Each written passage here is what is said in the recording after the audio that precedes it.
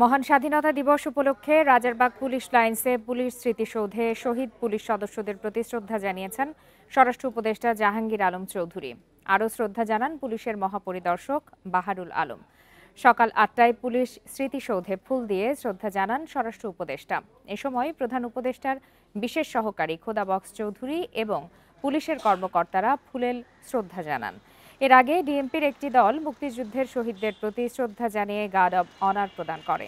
এই ঈদে জামা জুতো অ্যাক্সেসরিজের ডিসকাউন্ট।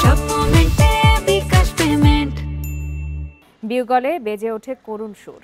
১৯৭১ সালের ২৫ মার্চ অপারেশন সার্চলাইট নামে রাজধানী জুড়ে সামরিক অভিযানের নামে চালানো হয় পরিকল্পিত গণহত্যা, যার অংশ হিসাবে রাজারবাগ পুলিশ লাইন্সে আক্রমণ করলে প্রথম প্রতিরোধের মুখে পড়তে হয় পাকিস্তানি বাহিনীকে।